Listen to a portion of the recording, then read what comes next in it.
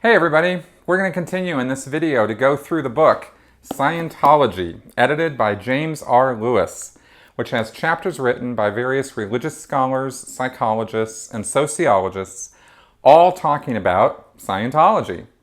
Thanks for carrying on with me in this. As I've said before, if you haven't watched my first couple videos in this series, you should do so. And the link to the first episode is in the notes section below. I also want to reiterate, just in case you didn't see those earlier videos, that I am not making any claims to be unbiased or objective in my views on Scientology. All right, so this week we're taking up Chapter 3 by Douglas Cowan, Assistant Professor of Religious Studies and Social Development Studies at Renison College at the University of Waterloo in Ontario, Canada. Now, the good news about this chapter is that it's the least biased of any I've read so far and talks frankly about the difficulties in studying Scientology as an academic scholar. Cowan has testified on behalf of Scientology insofar as he has apparently stated on record that Scientologists believe that they are part of a religious group. But based on what I could find of his work, he's not someone that has ever crossed a line into overt pro-Scientology bias. In fact, in this chapter, he helps clarify what position an academic should and shouldn't take about new religious movements, and I appreciated a lot of what Cowan had to say. I also found some points I think he totally misses on, so let's go through this in some detail. This chapter is called Researching Scientology: Perceptions, Premises, Promises, and Problematics. Most of it was first written in 2004, and Cowan just updated it for when this book was published in 2009. He starts by telling a story of sitting around in a bar with three other academics and someone from the Church of Scientology who asked why academics don't write more about Scientology. With neither hesitation nor consultation, we all answered virtually in the same breath, "Because you threaten to sue us if we say things you don't like." He goes on. Among academics, there is the perception, at least, that research into the Church of Scientology does not come without costs, and that for many scholars, those costs appear simply prohibitive. Media stories about the difficulties encountered by journalists who write about the Church, clear if relatively isolated incidences of attempted interference in the academic process, and water cooler conversations about different experiences colleagues have had all contribute to this perception. And this is extremely unfortunate, because the Church of Scientology is an important new religious movement for a number of reasons, and one that is deserving of the kind of careful social scientific investigation that has been conducted in other groups. Cowan is actually making a very good point here. I've never thought or said in this video series that any academics have to come away with a negative opinion about Scientology in order for me to give them a pass on their analysis. What I have been hoping to find in books such as this are honest and complete looks at the subject, using all the information to hand, rather than the whitewash apologetics that we found from academics such as Melton or Lewis. Cowan is right that Scientology would offer a wealth of psychological and sociological information to someone who is looking at it objectively. But as we'll go over, Scientology actually makes it all but impossible to carry out such an objective study. Some academics have responded to this by simply forwarding what information the Church provides them and ignoring any other sources of information, such as former members or non-academic media. Instead of doing that, Cowan chose to write an article about the difficulties of doing such a study and what he'd like to do if given the opportunity. His first section is called Perceptions: The Church of Scientology. Cowan lays out how L. Ron Hubbard and Scientology have made a number of claims over the years, both falsifiable and unfalsifiable, and how both are useful to sociological research of such groups. Both falsifiable and non-falsifiable claims are valuable to social scientists, providing rich resources for research into the Church of Scientology itself and other new religious movements to which insights gained from the study of Scientology might be applied. It is important, of course, both to differentiate these types of claims and to recognize that something of a gray area exists between them. Falsifiable claims such as membership statistics, growth rates, and historical statements help establish a picture of the religious group as it is, or as it perceives and presents itself organizationally, whereas non-falsifiable, often hyperbolic claims based on the religious experiences reported by adherents, or on church claims to the character of Scientology and the benefits of Scientological practice, contribute to an understanding of the worldview through which group members perceive the world around them, and on which they base their actions in the world. Given my own interest in the ability of religious believers to maintain belief in the face of disconfirming evidence, a lower order management of cognitive dissonance, as it were, it is this kind of claim that I regard as the most significant. Now, this is interesting because Cowan is saying a lot here. First, without taking anything at face value or believing it's true simply because Scientology says it, instead, Cowan points out that it is the kind of claims Scientology makes and how it makes them that gives insight to where Scientologists' heads are at, and that when they believe things that can actually be disproven with evidence, that itself tells you something about what effects Scientology has on their thinking processes and the nature and strength of their belief. Make no mistake, Scientologists take a lot of things on faith simply because L. Ron Hubbard said so. They think that they're doing this because Hubbard scientifically discovered the things he talks about.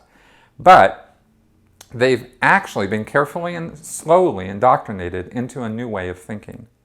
If they run into something they don't agree with, they think the only reason they don't agree is because they don't fully understand it, or they have mental blocks preventing them from seeing how Hubbard is right. Cowan then talks about non-falsifiable claims Scientology makes, such as, Scientology is the most vital movement on earth today, or we are the only group on earth that does have a workable solution, or to the degree Scientology progresses in an area, the environment becomes calmer and calmer. These are not statements you can really nail down with enough detail to prove or disprove.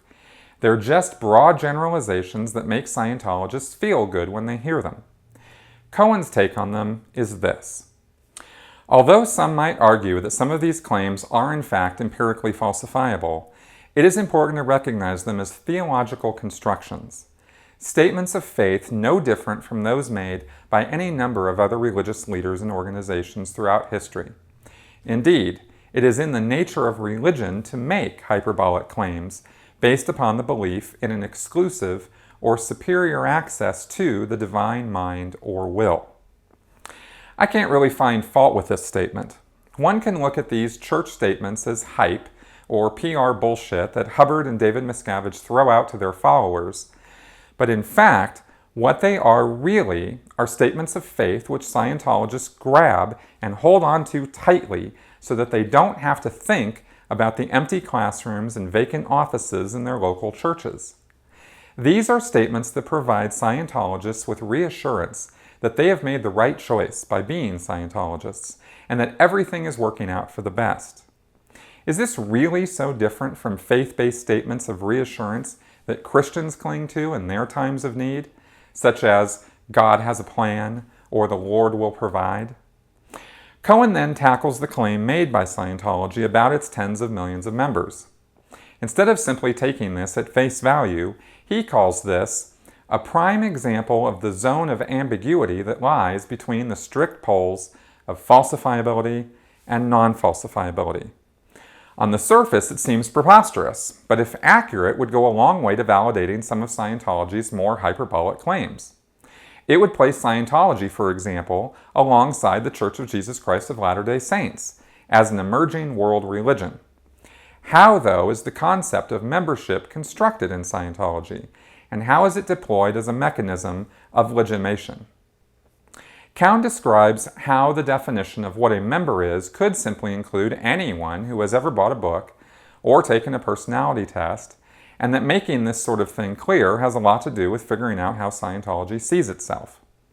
Yet he acknowledges that something like this can't really be nailed down because empirical information, that is, verifiable proof, is not ever provided by the church about its membership numbers, so there's not a lot academics can do with this claim.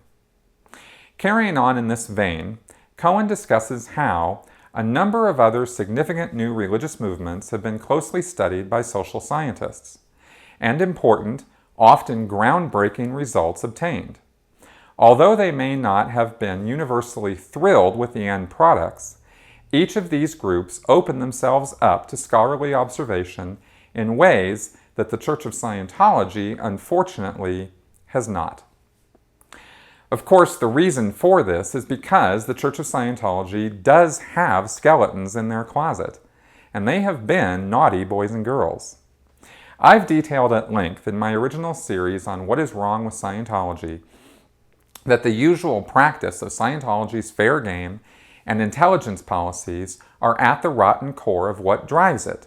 And even though I think Cowan is the most objective academic I've seen talk about the church, he still seems to miss the point that this church has an entire division of its organization that does nothing but overt and covert intelligence to protect the flow of money going into Scientology's coffers.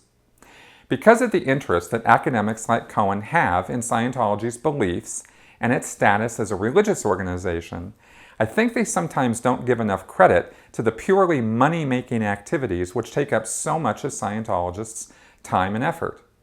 And of course, because Scientology is focused on money as its core purpose for existence, and not spreading its faith or dogma or the good word of Hubbard, Scientology doesn't act like most other religious groups. Cowan's next section is called Researching Scientology, Premises. Here, Cowan lays out some fundamental rules or ideas upon which he bases his research. First amongst these is that listening to those both in and out of the organization, members and former members, is important. The second is that it is not necessarily the role of an academic to authenticate the subject of his study. In other words, the academic's role is not proving that Scientology is what it says it is, or that it does what it says it will do. In fact, he goes further in applying advice from French sociologist and philosopher Émile Durkheim from the beginning of the 20th century. When one undertakes to explain a social phenomenon, the efficient cause which produces it and the function it fulfills must be investigated separately. Now, this was particularly interesting because here Cowan is invalidating a common strategy of anti-cultists and secularists when criticizing or challenging religious belief. He explains here, explaining or explaining away, whether sociologically or psychologically, the origins of a religious tradition, even if such origins are found to be entirely fabricated or drawn from distinctly questionable sources, does nothing to diminish the cultural force those facts carry for participants today. In fact, I would suggest that this is one of the most fundamental mistakes made by many in the Christian counterculture and secular anti-cult movements. Trying to invalidate a target religious tradition by exposing the alleged flaws in its social origin or foundational myth history. He goes on to point out that fellow academics Stephen Kent and Benjamin Beit Halami have both supported the idea that Scientology is not really a religion, but is instead a multinational commercial enterprise which uses religious cloaking to gain unfair tax advantages and legal protections that enable it to much more easily bilk people out of millions of dollars. And this is the position I myself have taken to this day. However, Cowan makes the interesting point and shows that Kent agrees that while this proposition may be objectively true, it doesn't change the fact that many, if not most Scientologists, actually do believe that Scientology is a religion, and therefore it's not such a black and white issue. As Cowan puts it, let us assume that Kent and Beit Halami are correct, that whatever its claims, Scientology is not a religion, or at least was not in its beginning. Further, for the sake of argument, let us assume that Hubbard was a complete, conscious, and utter fraud, who, whether through megalomaniacal hubris or simply an interest in avoiding his fair share of the tax burden, created the Scientology religion as a thoroughgoing hoax. How much more do we know? How have we substantially increased our understanding of those adherents, especially the rank and file, who call themselves Scientologists and base their religiously motivated behavior on that identification. As Cowan goes on to explain, for him, this is an unimportant point because he's not interested in authenticating Scientology, but instead says, "From my perspective, I would much rather learn how those who are happy, healthy Scientologists account for themselves as religious actors, how those who are no longer affiliated with the organization account for their departure, and what internal and external factors contributed to the difference." I see Cowan's point of cause and effect, and how if the effect that has been created in Hubbard's followers is that Scientology is truly a religion, then they are going to act and behave accordingly. And that is something he wants to study. If he wants to focus on only what the day-to-day public Scientologists think and how they act because of their religious beliefs, he will come away with certain conclusions, but I happen to know that they will be incomplete at best. Public Scientologists serve a few very important roles in the overall structure of Scientology, but they are not representative of the whole picture as a religious entity. Scientology's core membership is the Sea Organization, a near fanatical group of people who, for the most part, also believe in the idea that Scientology works, that it's a religion because Hubbard says it is, and who are willing to do anything, including break laws, if that's what it takes to bring about Scientology's success in the world.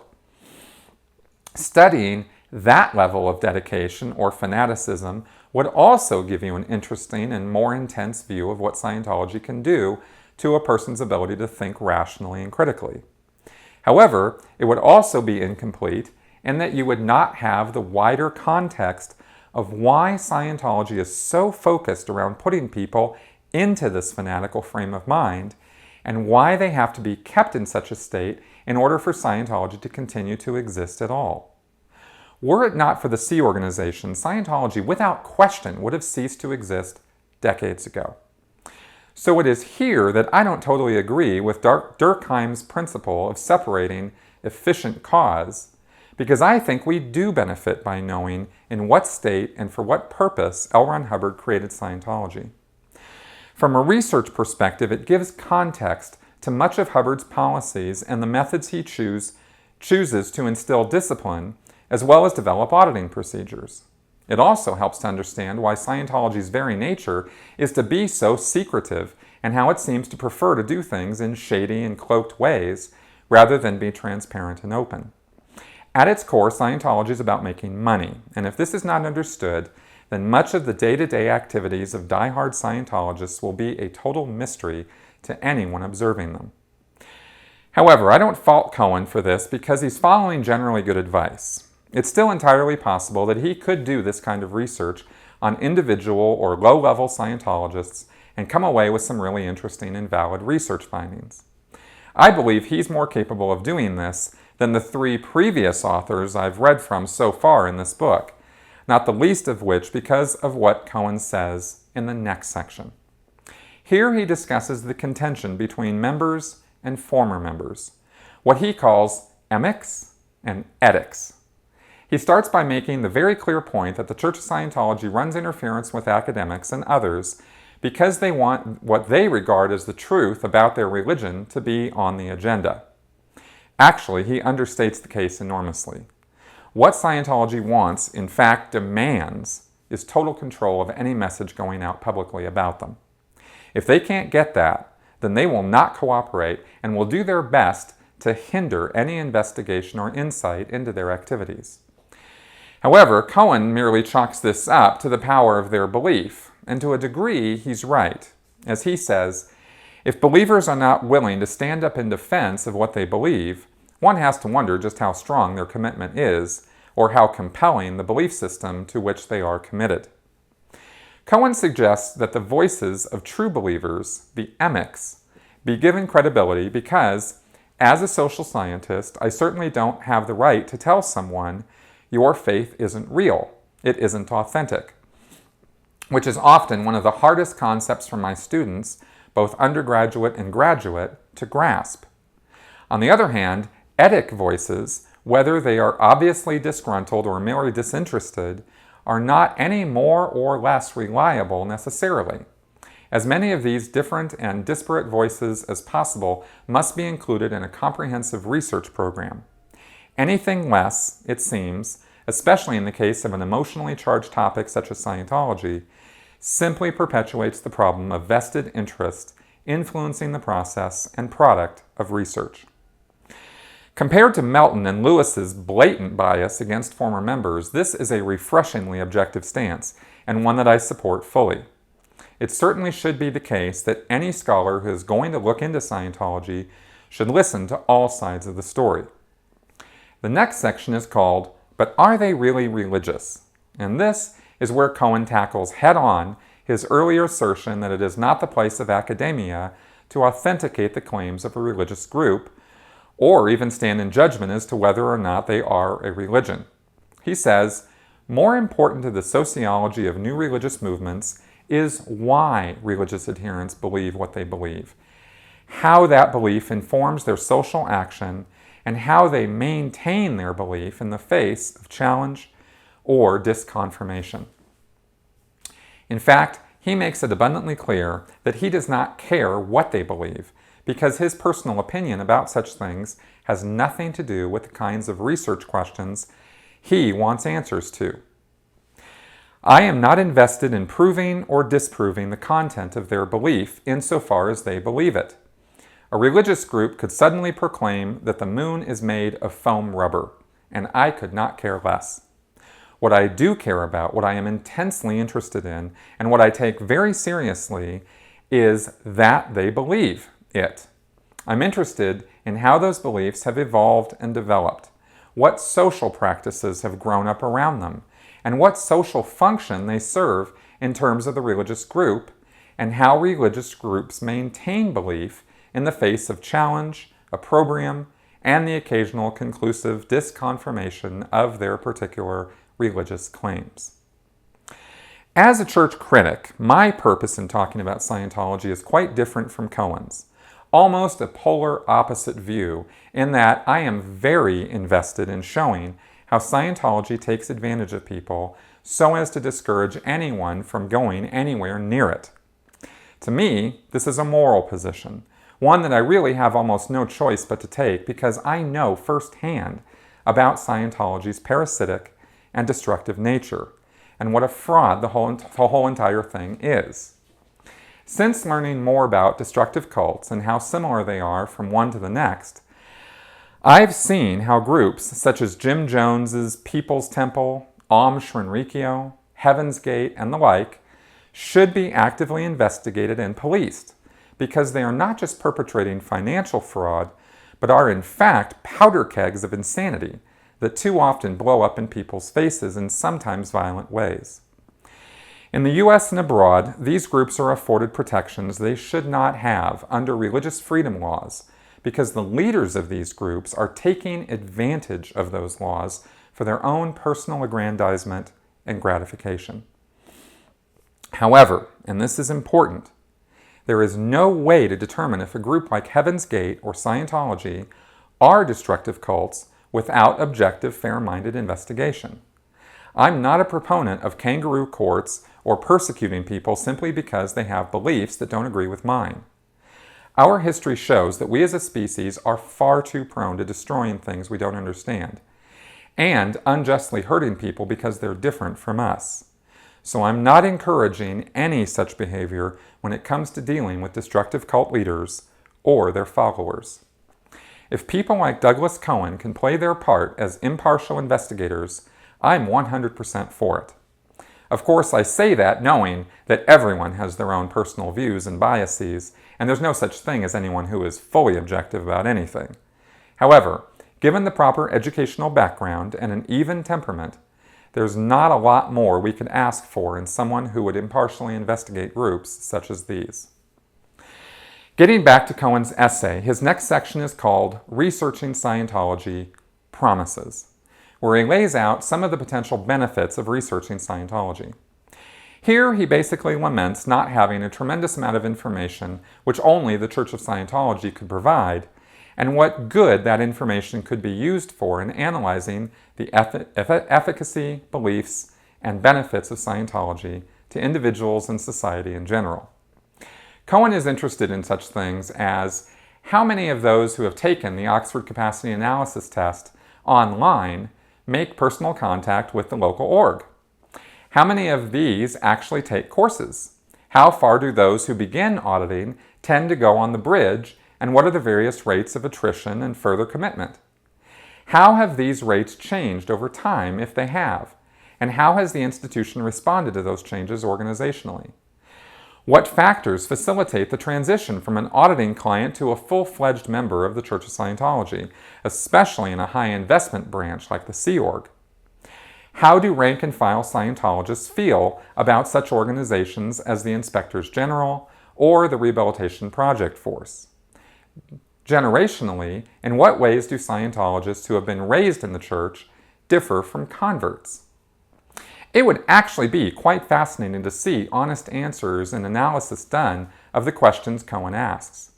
Of course, as a former insider, I know quite a bit about the answers to these questions, but I'm not someone who could provide specific numbers or statistics over time, nor could I give more than what is my own direct experience. However, what I do know for an absolute fact is that answers to questions such as Cowan is asking are verboten outside of the highest levels of church management, because such answers would disprove the lies that David Miscavige tells every single time he goes on a stage and addresses Scientologists. Miscavige's leadership, as far as he's concerned, relies on keeping Scientologists pumped up with statements of faith and success, as we talked about earlier in this video. For him to acknowledge in any way that Scientology is not a brilliant success in everything it does would be to call himself a liar, and that is simply never going to happen. Cowan then discusses what he calls Scientology's closed source model, where he likens Scientology's dogma to that of a computer program whose source code you cannot change or modify. Hubbard laid down the law and policies like keeping Scientology working, that Scientology only works when it is applied without variation or change to his specific directions, and that he alone is the one who determined what did or did not work after thousands of hours of research and development.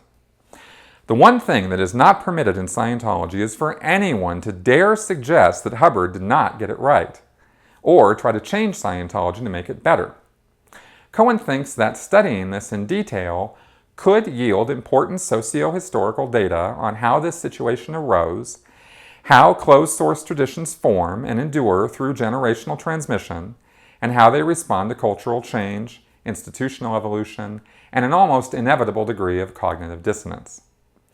I'm sure it would be a fascinating study to track the real evolution of Scientology and trace down the actual sources of information Hubbard used over the years. I've called him out for plagiarism of earlier sources, and there are many stories from ex-members of key parts of Scientology having been developed by other Scientologists, such as the communication training drills and the bulk of the study technology. To see how Hubbard pulled this off and then locked it down and convinced everyone that he was the single source of all of Dianetics and Scientology would truly be interesting. Many of us ex-members have also spent quite a bit of time documenting and discussing the hundreds, if not thousands, of changes that have been made to Hubbard's policies and technology over the years at the order of David Miscavige. I'm sure if Cowan was given unfettered access to the LRH archives, he would have a field day documenting how and why all that happened and how it served David Miscavige's interest to do so. It might even be interesting to see whether Miscavige's actions have prolonged Scientology's eventual demise, or if through his bungling and incompetence he has actually sped up Scientology's implosion. I tend to think it's more the latter, but that's just a gut feeling I have and not something I could prove. I'd love to see what someone like Cowan could find if they could get a look behind the curtain. Cowan's next sections get into his interest in how Scientology has created and continues to create its own myth history, including rewriting L. Ron Hubbard's life so that he fits the role of a divine saint. Here, Cowan really does make it clear that he is perfectly capable of viewing Scientology with a critical eye. While being taken on a tour of the Big Blue complex in 2002, he noted the numerous reminders of L. Ron Hubbard throughout the building. At one point, as we were being shown around, our guide pointed to one of the Hubbard busts that are prominent in the orgs and cautioned us, "Now, we don't worship Mr. Hubbard as a god." My immediate thought was, not yet you don't, but give it 100 years or so. When talking about the L. Ron Hubbard Life Exhibition Museum, which is a minefield of false and bloated information about Hubbard that has very little to do with reality, Cowan sees the factual distortions that Scientology engages in and finds these distortions themselves a point of academic study.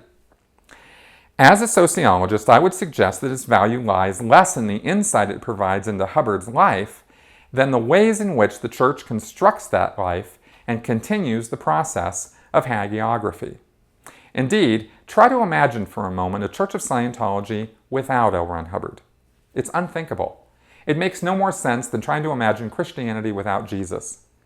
In Scientology, Hubbard is the founder of the practice, the author of the scriptures, the touchstone of belief, and the guarantor of salvation. What I suggest a more comprehensive research program would reveal is the manner in which, for example, Hubbard's charisma is being routinized, institutionalized, and sacralized. In other words, the way that Scientology is creating a completely fictional account of L. Ron Hubbard's life, his motives and purposes and activities, is a chance to study firsthand how religious groups make gods out of their idols. Cowan's next section goes into backing up his earlier claim that just because you can debunk the source materials or people responsible for a religious movement doesn't mean that this will in any way change the minds of its adherents. Psychologically, this is a fascinating point and one that I, as an atheist, have certainly run smack up against. Cowan uses other religious groups, such as the Mormons, as an example. If an undisputed document in Joseph Smith's own handwriting declared the whole thing an elaborate hoax, does that mean that the Church of Jesus Christ of Latter-day Saints, as we know it today, would simply collapse? Unlikely. And he has a good point. People are reluctant to give up their beliefs once they're formed, even when you can muster up volumes of real-world evidence and very rational arguments against those beliefs. For Cowan, this too is a source of inexhaustible study which he thinks would do the world good to know more about. But I think he really is kind of losing the plot here. Specifically, he talks next about how religious institutions can incorporate different interpretations of the truth into their belief or thought system, even when those interpretations are plainly based on outright lies. For some reason, Cowan has a hard time simply calling this what it is: information manipulation, purposefully executed to keep religious adherents in the dark about what's really going on, so they will continue to believe in the innate goodness and righteousness of their group. Cowan cites an example where former president of the Church of Scientology, Heber Jentzsch, said in 2002 that L. Ron Hubbard and the Church of Scientology were on the notorious Nixon White House enemies list, and that congressional hearings following the Watergate scandal revealed previously secret and illegal IRS programs against individuals and organizations, including the Church of Scientology. Of the 213 names on the Nixon list, 211 were left bankrupt, collapsed, disbanded, or dead. Indeed, of the individuals and organizations on that infamous enemies list, only 2 survived intact: Hubbard and the Church of Scientology. Cowan then goes on to detail how this claim is utterly false, giving names and details of people who were on Nixon's enemies list who survived just fine and are doing quite well in the world today. He goes on to show that L. Ron Hubbard and the Church of Scientology were never on Nixon's list in the first place, and that Heber Jentzsch actually fabricated the entire story. When dealing with overt factual misrepresentations of this kind, I don't find the intellectual value in studying how such lies incorporate into a belief system or hagiography of L. Ron Hubbard. I look at facts such as that, and my conclusion is much simpler.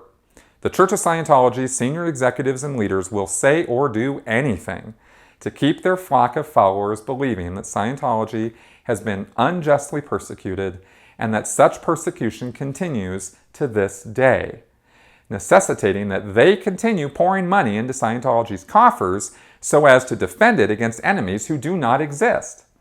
This is called fraud, and I don't think any academic should be afraid to name it for what it is. However, I'm apparently naive in thinking this because Cowan then goes into the next section entitled Conspiracism as Religious Culture with this. One of the theoretical and methodological dicta that I urge my students to take to heart when considering any religious tradition is Berger and Luckman's observation that we are dealing with whatever passes for knowledge in that tradition, regardless of the ultimate validity or invalidity, by whatever criteria, of such knowledge. Scientology's place as the sole survivor of Nixon's enemies list is part of what passes for knowledge in their particular religious culture. Further, I believe that it is a good example of how conspiracism has come to play an important role in the emerging salvation history of the Church, and represents another aspect of Scientology's development that is well worth further exploration. Not to disprove it, but to understand how it is integrated into and deployed in the service of an evolving religious worldview. Cowan talks in more detail about the conspiracy-minded foundations of Scientology and how Hubbard created a sort of persecution complex amongst his followers by talking endlessly about the various government and financial forces arrayed against Scientology from its very beginning in 1950. He's right in citing this as a motivating force behind Scientology's reluctance to share information about itself, and why it feels the need to lash out against critics and academics. Hubbard and Miscavige know the value of the underdog narrative, and getting Scientologists believing they're fighting the good fight against the forces of darkness and tyranny. Cowan wants to study this in more detail, but I really don't see the point. It's pretty clear that when a shady individual such as L. Ron Hubbard is spinning unfounded stories of conspiracy and international intrigue, he's doing so for obvious reasons, and the psychological effects of such stories on his followers can be nothing but damaging, if not paranoia-inducing. There are negative psychological consequences to a lot of this behavior, which I think Cowan is ignoring or glossing over in favor of maintaining a neutral view, and I think he takes it too far. It's like this. It might be interesting to know what kinds of rifles and ammunition ISIS is using, or the brand of machete they employ to cut the heads off people they consider heretics or sinners. But murder is murder, no matter what words you use to dress it up, or how many hours you spend studying it. If you don't recognize that it's murder and call it what it is, I think you can take the quest for objectivity too far. Cowan's final section is called Researching Scientology Problematics, and he details 3 primary problems with getting into Scientology research. 1, lack of access to relevant Scientological data and materials. 2, lack of understanding on the part of the Church about the social function of scholarship. And 3, lack of trust on the part of academics that research into the Church will not put them or their institutions in jeopardy. Here, Cowan again laments the lack of unfettered access to Scientology's inside information. Statistics, membership records, recruiting practices, and the like. As I said before, he's never going to have that access for obvious reasons. He then talks about how Scientology doesn't fully understand the role of academic review and independent study of its organizations and practices. This is true. They really do not. How do we communicate to new religious movements that the social function and responsibility of scholarship is considerably broader than simple due diligence to their beliefs and organization? Especially when there is a fine line between reporting and interpreting phenomena in ways that are intellectually credible and academically valuable, and maintaining access to those among whom we carry out our research. Although I am delighted to speak in defense of religious movements when I believe they have been inaccurately portrayed or wrongfully accused, and I have done so on behalf of a number of groups, including the Church of Scientology, That willingness does not include serving as a court stenographer or facilitating particular movement agendas. That is, among other things, scholarly responsibility requires that I satisfy myself that X group has been inaccurately portrayed in these situations, and simply taking the word of the group in question is often not enough. Occasionally, academics are asked to validate groups in ways that, to me at least, fall clearly outside the boundaries of responsible scholarship. The decision makers at the highest levels of Scientology not only don't understand academia, they actually view it with contempt. We'll see if I'm proved wrong about this, but I don't think any of the academics who penned essays for Lewis's book actually realize the degree of arrogance and disdain with which their work is viewed by church leaders. Perhaps to academia, this sort of thing doesn't matter, but it would help them to understand why there is so little cooperation from Scientology towards their efforts. Part of any destructive cult system, including Scientology, is inculcating black and white, us versus them thinking. As a person progresses in Scientology, they come more and more to believe that they are the enlightened ones, and the rest of the world is suffering from a kind of self-imposed ignorance. Because of what Hubbard tells them, Scientologists come to believe that they were not just blessed by good fortune, but that there is something about themselves that deserves this special knowledge because of their keen insight or actions they took in past lives, which assure that they would find Scientology now. Because they believe they are on a mission to salvage the entire world, and yet view the world as a bungle of misbegotten idiots, they generally look at people who are not Scientologists as either potential converts or useful tools to help them convert more people to Scientology's cause. To David Miscavige, Heber Jensch, and all the rest of the Sea Org management, academics are either learned mouthpieces who will validate Scientology as a viable and powerful force for world change, or they are useless to Scientology's purposes. It really shouldn't be any surprise to anyone to learn this, considering how many times and in how many places L. Ron Hubbard expressed his own contempt for higher institutions of learning, scientists, and academia in general. He is the one responsible for what Scientologists think about academics. And yes, this does even include Scientologists who have academic backgrounds and degrees. Finally, Cowan discusses the problem academics have in trusting Scientology. Put bluntly, the Church of Scientology has something of an image problem. From Tom Cruise going off message while trying to promote the War of the Worlds and dressing down Matt Lauer on the evils of psychiatry, to Scientology officials in confrontation with a British journalist over an interview for a recent BBC Panorama program, the Church of Scientology has been fighting an uphill battle for public sympathy for nearly half a century. That battle extends to its interactions with sociologists and historians of religion, some of whom are among the most sympathetic to new religions in the entire academy. Cowan then details specific instances where Scientology has taken extraordinary actions to silence or stop what they perceived as criticism of their activities in academic circles, including Heber Jensch trying to pull such a stunt directly on Cowan himself with the original 2004 essay which this chapter of Scientology is based on, which leads him to conclude that studying Scientology in an academic forum is a somewhat hopeless effort that will be hampered by Scientology itself through litigious nonsense or other means.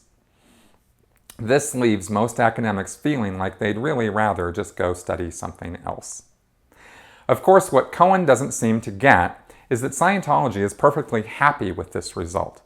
If given the choice between having nothing written about them or potentially having something negative written, believe me, Scientology will go with nothing every time. Even someone like J. Gordon Melton eventually acknowledged this in a New York Times interview Cowan quotes. Scientology has probably received the most persistent criticism of any church in America in recent years. But Melton said the Scientologists bear some of the responsibility. They don't get mad, they get even, Melton said. They turn critics into enemies and enemies into dedicated warriors for a lifetime. I don't think Melton has ever said anything more true in his whole life. So that concludes our look at Chapter 3. I hope you found this interesting and informative. I'd love to hear your feedback and comments, good or bad, and whether you think I missed on anything here. As I said before, I'm not pretending to be objective in my analysis of this book, but I do want to be fair. In our next part, we'll look at Chapter 4 by David G. Bromley, entitled Making Sense of Scientology, Prophetic Contractual Religion. Well, I'd certainly like to make sense of this mess, so join me next week. Thank you for watching.